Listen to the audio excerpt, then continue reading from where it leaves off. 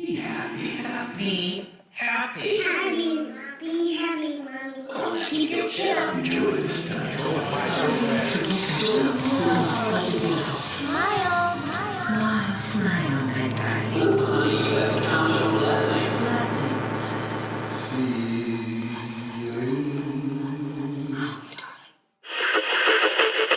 Welcome to Creative Mamas Unplugged. We are your hosts. I'm Cherice Barton. And I'm Shelly Hutchinson. Creative Mamas Unplugged is a podcast where we navigate the hell out of being a creative mom with humor and heart. We will have honest conversations, Hear wise words from fellow badass mamas. and share hilarious stories around motherhood for some much-needed comic relief. Listen, motherhood is the most creative, most difficult job in the world. You are not alone, and you deserve to be happy.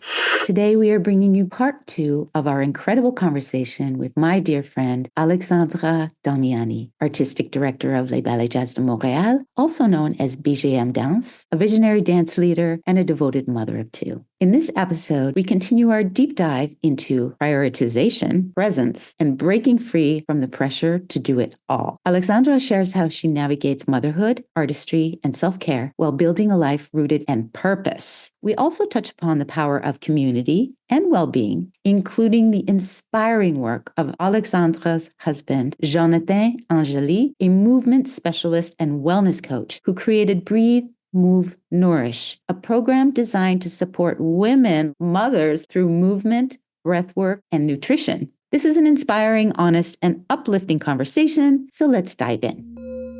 Sharing dance in the world, because I do feel that the art and beauty will save the world. That mission is at the same level as empowering women. I was going to ask you when you're writing your book, because this everything in the way you're saying it with your passion and just in the way that you describe using your body to get your mental state where it's the most powerful and the strongest. You hear so much about mind over matter, right? It's mind over matter, it's mind over matter. But when you're already filled to the brim in your mind, sometimes your body needs to take over and it's matter over mind. Sometimes your physical needs to change your mind. And that sounds to me kind of what you did, which was you really just got into your body and physical, and then that shifted your perspective. It triggered something powerful and beautiful in you that was already there. It just needed to be amplified and kickstarted. And I love that so much because I feel like, again, there was a lot of talk about emotional state and mental state and how we just stay positive and all that stuff, which I am a firm believer in, right? I find light in the dark in every minute of my day. However, what if you can't? What if you can't? Then what's the step, right? Is the step to do what you're saying and strength train and like get into your arms and see what that does. I just love that. Yeah, I do think, I love what you're sharing, Shelly. I never thought of it like this, but I think you really saw something in what I shared. And now I will pay more attention to it. But I do believe that the mind is tricky. And to get into your meditation, you got to be like Buddha. You got to be so enlightened. There's no way we can. So I just feel it's something just more like, have more humility about it. Even after 15 years, I don't even say I meditate. I said I have a sitting practice, a quiet practice. Meditation is even something that only few people in the world really know what it means. And the more I study, the more I'm like, no, I have no idea. So I feel like it's really tricky when you keep asking, you telling, I was told as a mom, just relax and sit and take a deep breath. And my mind is rushing and I have a list of things to do. And my teacher will tell you, when the sea is rocking, go take a walk. You cannot sit. The sitting is a moment where it's a lake. The water is calm. It's a lake. You have the sun. And for that, I need a preparation. I cannot go, for me, I've been practicing for 15 years. When now during a song, I can go there.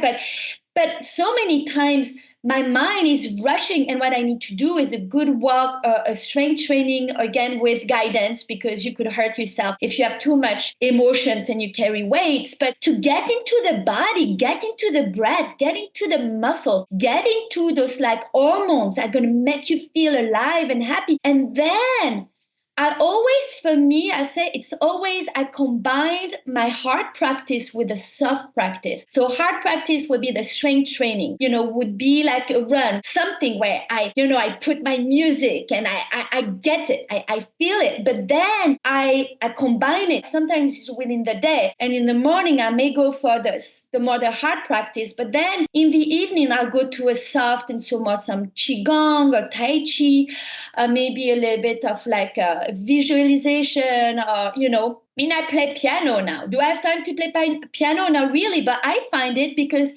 piano, that music is doing some really good happy hormones in me. And then I go to my emails and I go to the meeting and I do feel more efficient and more present. So the soft, the hard practice, self-practice, and pleasure practice is a combination. And this has been instrumental in helping me navigate the challenges of, like, let's say, motherhood and the demands of the high pressure professional role. The more empowered you are, like, develop the strength training, develop the pushing your body, getting into your muscles, as you're saying, because sometimes the mind, you cannot force the mind. We have a monkey mind. It's going to take over, calm the waves, calm down the storm. And then you feel it the moment, you feel more calm. Then I go in my cushion and I start chanting and quiet and just empty the mind. We gotta just sit quietly and see what he does. And to make ourselves pretend that it's all in our mind, it's a huge, huge disservice. It's destructive. Oh, thank you for that. Man, thank you for that affirmation. It is so true. I personally, this resonates with me so much because the word meditation, I don't think I've ever meditated in my life. And after my classes, we do what's called a meditation. I go, you guys want to do a meditation? Because we keep it lighthearted because we can't go too deep because, like, we don't have time. Like you said, it's just kind of like a breathing, stretching, end of class sitch. But I cannot meditate. And now I get it. Thank you so much for enlightening me personally. I'm just going to share that with the group, the class, that I go for a run. I go for a run and I can't sit and meditate, but that's my thing. And you just like confirmed that for me. Thank you so much. Cause I always felt kind of badly about, like, God, I wish I could. I guess something's wrong with me, my teacher say we are movers, we're dancers, Shelly, Cherice, and so we expert in it, like we're really good. And my teacher would say, for you, Alexandra, start with active meditation. I was like, what is that? And very like soft movement, Tai Chi is one of them, but even for you, creating your own, and it's like the image we have of what is this, kind of how to get meditation and this peace of mind is really a false image has been sent to us. It's not even in our culture. So we're learning from different places and we put pressure on ourselves and we feel, then something is missing in me if I don't get that. No, most of people don't get it. Even like top people who are teaching meditation is BS. Anyway, meditation, you don't teach it. It's like, it's another level. I feel like for me, that's been really liberating. And I hear it in you, Shelly, is to trust, like, Cherice, you talk about gut feeling, but this intuition, and it's nestled in your body. It's not in la la land. It's nestled in your body. Your body knows. Each body is an own book of wisdom. Do you imagine that? Written in the language of movement. So you trusting that self-movement and the breath, it is an active way of calming. It is a key to another place, to some place deeper, to some place, that is more spacious, that can enable to have a better creativity, a better relationship with your mom. All the creative mamas I've listened on your podcast so far, like those are really accomplished professional, and motherhood rock the boat and transform them, and they're sharing about that. There is nestled in each one of us a wisdom. I said to the dancers, movement already exists in the space. It's almost like a surfer. You ride the wave, catch the wave and ride it.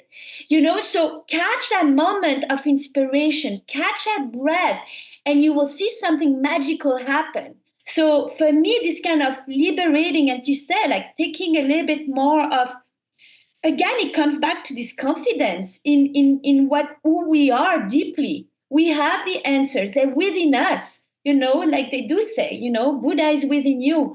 But it's like really all this is within us, is that you have to kind of unplug actually the mind, unplug the brain, and most likely going to pleasure, going to a place where it's maybe movement, maybe it's a run, and just take a moment after to float and feel all that tingling within your body.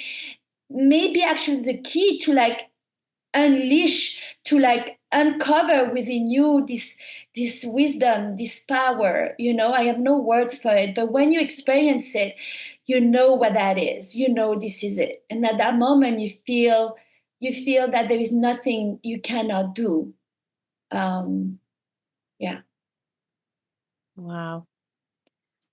I love that so much, and you articulate it so well, Alexandra.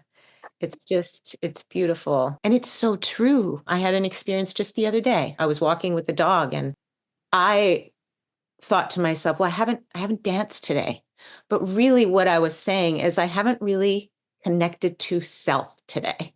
And the way that I connect to self is by moving my body. But anyone can move their body in that way. And I literally, with the dog, went to a little grassy area and I just started to move my body. Just there in the grass, and I was just moving my body. And for those of you who are listening and who aren't dancers, a trick that I can tell you that really works for me is you can literally stand there and then you can start by just moving your toes and then maybe moving your knees and moving your hips a little bit. You know what I mean? Make your way up the body, like feel your fingers, the fingers start moving, the arms might rise up into the air, and at one point you're kind of just moving the whole body. And then it's this, like you said, it's almost this tingling sense. It's this sense of connection.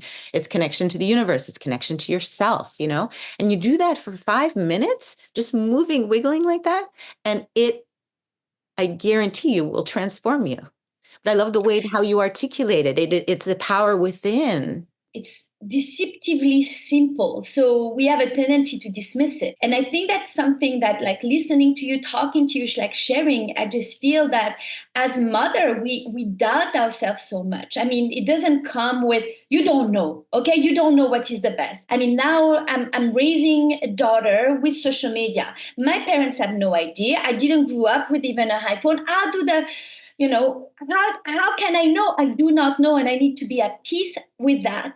So I need to trust my instincts. I'm going to have to trust that I make mistakes, but trust that I have the keys. You can be in your pajama, in your jeans, walking your dog, or going to get some, groceries. And at that moment, you can find like that thing that will just really transform the day and connect. And I feel like the moment I let go, like between me taking the bus, between going to meeting, that transition. I mean, as dancers, we know it. Transitions are key. And there is an infinite way for me to live that life between meeting A and meeting B. And that moment is an opportunity for me to maybe reconnect with myself. And whether it is to put my headphones and listen to Whitney Houston makes me feel good, that is good. That is the key to already as a mother and as like doing anything to make you feel good. And there is not judgment. Oh, I needed to let go of what was going to be a good practice for me. And the moment I let that go and I trust more my instincts of what my needs are and I trust them, I can decide how I'm going to do with it. Breath is amazing. To slow down the breath, simple. And you don't need to take many classes. You just slow it down and go through the nose and that will reset you. Just like a little, like sometimes a self-hug has gone such a long way. I feel like all those doubts and feeling we're not good enough and all those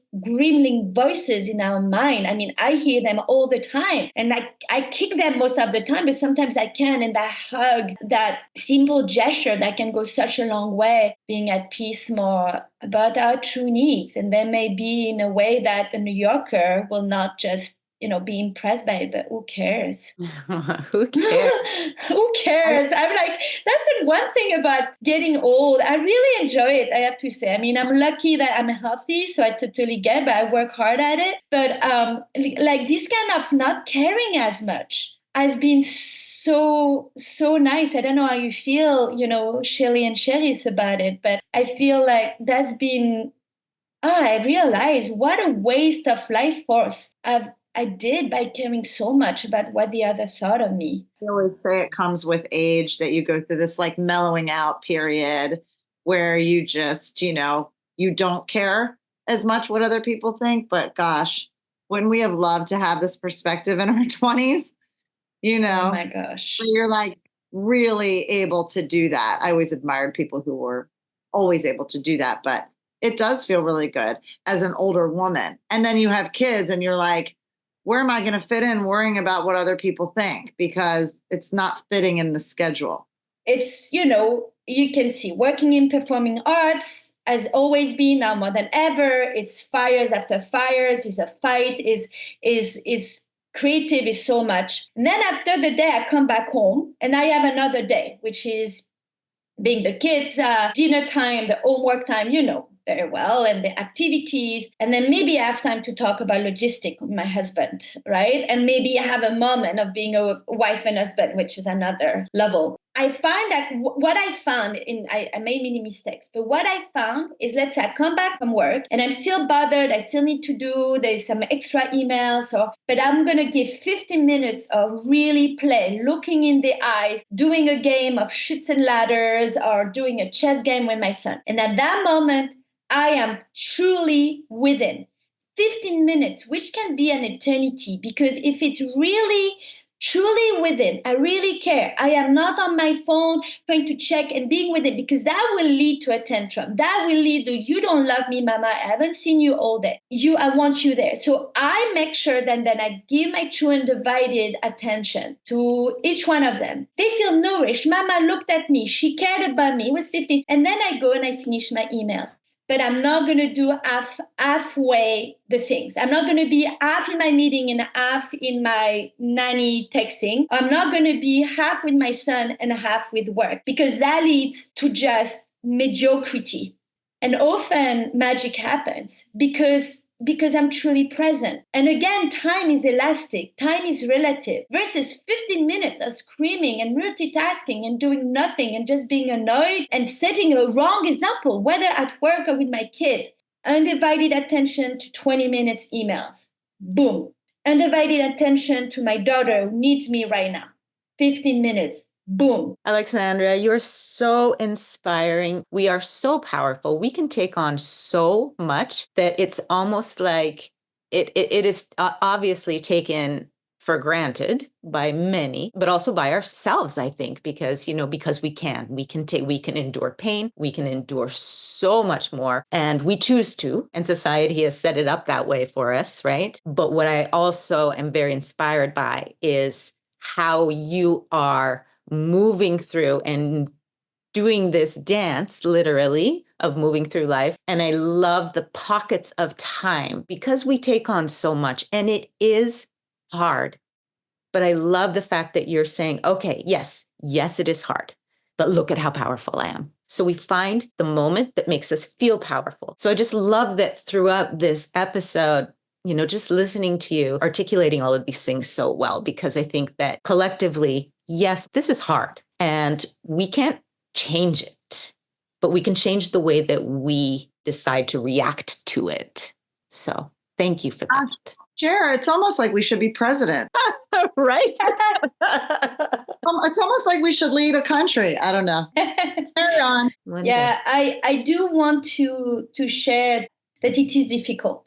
And I say, yes, I'm wearing a cool blouse and I look good. And you could see on Instagram pictures of me with my kids commuting and me in Paris with a company. And it's just to be very careful. Like it's ultimately, it's a crucible, it's transformative, it's a rite of passage, and it comes with the effort. And from that will come the grace. But I do not wish on this podcast to make any mamas believe that I'm having it easy. It is a daily struggle. And I started to say, like, balancing everything feels like a miracle. And I don't know sometimes. I do have tools. I do go and I know the practice, and I feel very privileged and lucky. Talking this morning with you has been very having this community, because once we're busy, and two, if you don't live like in the same block, how are you going to make it happen? How are we going to have that Sunday pasta night where we can share a difficult, or how are you going to be there for me on that Tuesday morning with the socks and I messed up my meeting? And so it's just that it's a lonely. I'm a little bit envious of, our ancestors who had the village. I think it is difficult for most of us, and we need to be, the solidarity needs to be there more than ever. And I really value what you're creating, Shelly and Cherice. And I myself, I'm connect more and also support, my sisters, my mamas who are trying to do it all and have to sacrifice so much. I'm with you, not alone. I do feel that there is beauty and magic, and I do love life, and I do love being a mom, and I do love my job, but that doesn't take away that it is really hard. I feel alone. I feel often I don't know what I'm doing. I feel I'm not doing enough for the company. I'm not doing enough for my kids. I just feel that I'm not enough. And I have to then say, Alexandra, you're plenty enough. I have to say it out loud to quiet those voices, to say, no, you're doing great. You're doing plenty enough, in this self-love. And I so wish I could have more of my sisters around me. I'm going to call you more. What Shelly and I do, we leave each other little messages. And there's something so beautiful in that, in just being able to call and be like, oh my God, you're not going to believe what happened this morning, with my kid. Yeah. This idea of circles, creating, like, at some point I belong to a circle in New York, and we'll meet once a week and share. But like now, even separated through those messages, through those podcasts and listening. It was so nice to listen to Heather Lang and Karine and Lakey Wolf. I mean, I know some of them very well, some I know of them, and it was so nice, and I felt definitely less alone. And now it's really wonderful what you're doing, and I'm here with you. I wanted to ask you, Jonathan has a practice, and he is supporting women and mothers, and he's inspired by them, which I love. Where can we find that? Is that something possible to do if we don't live in Montreal? Yes. Jonathan has been developing this program, really inspired by my path, seeing my needs, witnessing that a lot of time as mothers, as women, we are discarded. Once you get all these hormones and all this attention, pregnant, and then you give birth, and then, in North America, you are not really helped with your deep pelvic floor and how to get everything back in order. You're left alone. In France, it's part of health insurance, is reimbursed, and you can go and see someone who's going to give you exercise, who's going to make sure that you can find pleasure in your sexual life and that you feel good. In North America, it's literally, it's like this sense of discarded. We did, the baby is healthy, we're all good. And now, and don't you have a postpartum depression? Don't you dare, right? You're lucky and you wanted to have all these things. So I feel that Jonathan witnessed how much alone and how hard, this idea of discarded. You're on the side and you're on your own to rebuild yourself. And so he developed this program. It's called Breathe, Move, Nourish, and is really dedicated to mothers, but also women. We find that a lot of them go through divorce at that moment. A lot of them, many, many difficulties, and they go through on their own. He developed this program. It's hybrid. So he sees people in New York, in Montreal, but more in New York, but he also does it remote. A lot of things we can do ourselves. We just need someone to guide us and someone to every week check on you, say, okay, where are you at? How did you breathing? And guide you through. So he has been that person for actually a lot of mothers all over the United States. And then it developed a community where they can also share their successes and share also the challenges. And so it's Breathe, Moon, Nourish, and on Instagram, and you can DM him, Breathe, I think, and he will send you also a free introduction to actually simple breath work. I talk a lot about breathing. That was a great key for me to go back to my power, my center. Breathe, Move, Nourish.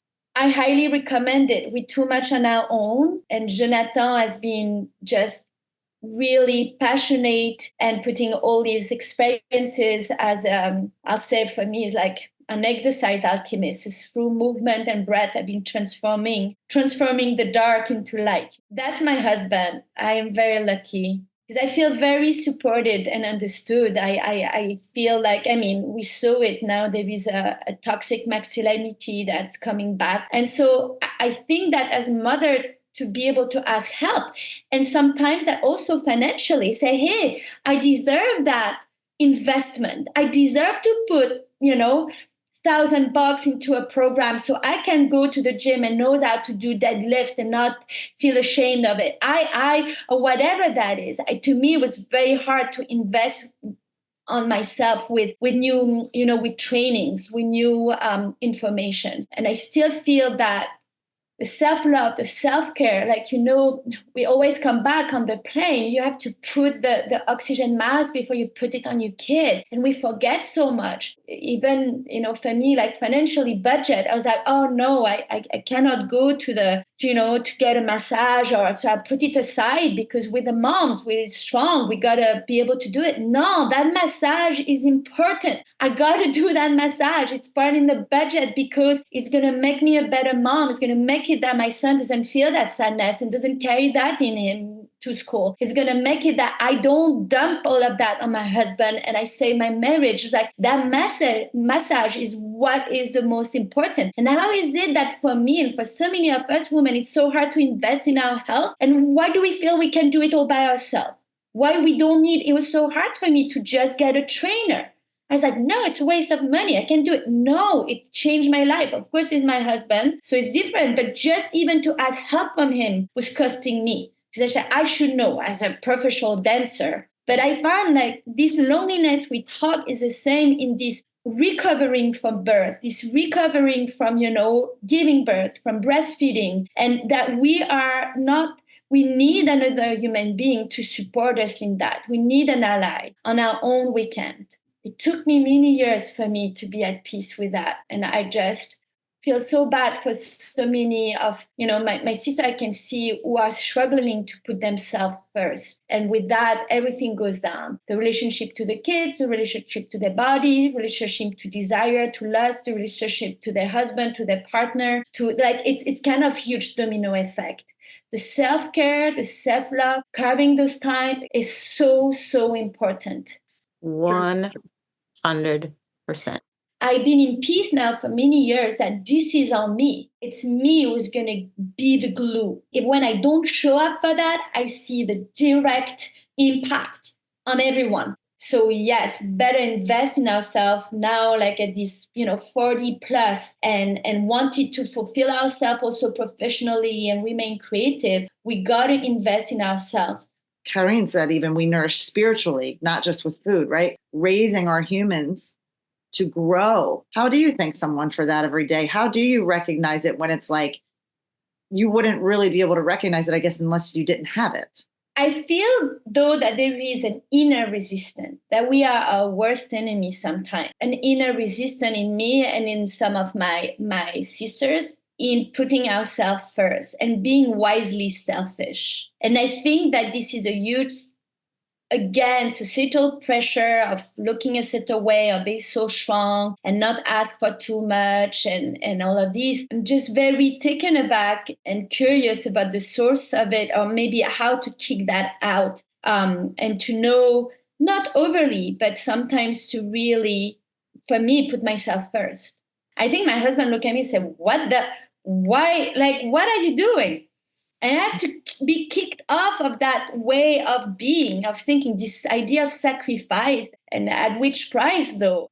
It's as we said, it's like a continuous, it's a journey. But the more I feel that I'm not alone, the more I listen to other stories and journeys, the more inspired I am. And the more I feel I have the courage to embody wisdom, power, but not in that self-sacrificing, just harmonious life. And because the inner resistance is very much there. And I feel like it's been passed on from generation to generation. I think that's the answer. I really do. I think that's got to be why. Yeah. We all have it. Right? I think Yeah. so. I know I can speak for myself. Oh, yeah. I'm a professional inner resistancer. Mm-hmm. Yeah, it's yeah, I love that. Generational. It's just in us, and it's up to us to make that change. Creative Mamas Unplugged is produced by Breatheasy Productions with music by Jeremy Jurin. If you enjoyed this episode, please don't forget to give my mama 5 stars and keep coming back. Thanks to us kids, there are plenty of stories to tell. And you are not alone. Bye for now.